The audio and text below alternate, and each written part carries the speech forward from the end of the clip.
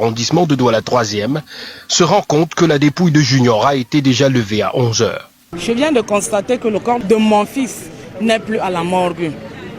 Bon, les morgués me disent que le corps, et on a sorti les corps depuis le matin. Une source dévoile que c'est le grand-père du défunt ainsi que le frère aîné de sa mère qui sont venus à deux faire cette levée à 11 h. Le 27 d'abord, j'arrive à la maison.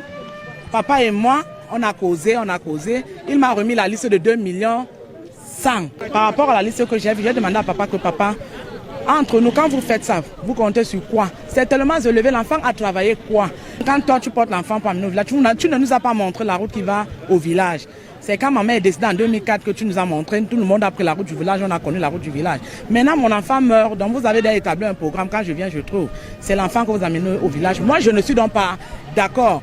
Paul Junior est décédé le 20 décembre 2020 après avoir bu une bouteille de pastis d'après les dires dans un défi lancé avec ses amis. Il vivait avec son grand-père et sa mère mariée à un autre homme réside à Edea.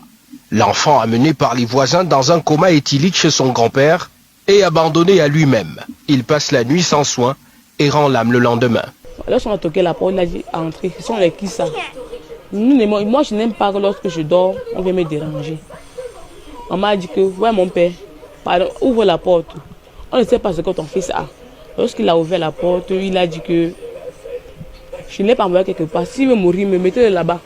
Puis marrant est que lorsqu'il a dit ça, il est entré, il a fermé la porte. Pendant son admission à la morgue, ce voisin, encore chez lui, est étonné de voir Junior qui est annoncé mort. Il sort son téléphone et appelle la maman de Junior qui lui fait savoir qu'effectivement, ils sont à la morgue de leur baba où le corps est admis. Il garde son sang-froid et fait une vidéo. Tout le monde est convaincu qu'il s'agit de Junior. Et regarde là-bas, voilà Junior. C'est un moment qui traverse les rails. Il nous tourne le dos, il s'arrête un moment. On l'appelle Junior, Junior, Junior. Il ne se retourne pas. Il traverse la route de l'autre côté, il traverse le goudron. Quand il traverse le goudron, donc, il se positionne comme ça. Il a fait plus de 15 minutes là. Nous avons donc fait la vidéo sur lui. C'est en ce moment que je me rends donc au lieu du deuil.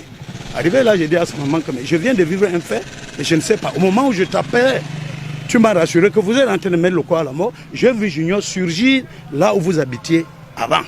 La vidéo s'arrête à un moment. Nous demandons la suite qui n'a pas été filmée. Une moto est venue du côté du château de Rignala avec une fille derrière.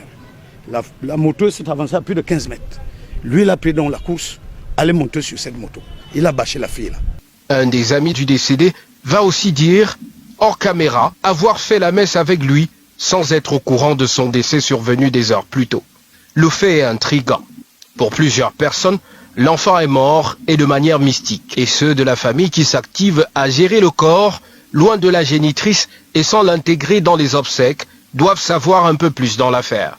Nous avons essayé plusieurs fois d'entrer en contact avec le grand-père du défunt, mais le numéro que l'on nous a donné sonne dans le vide.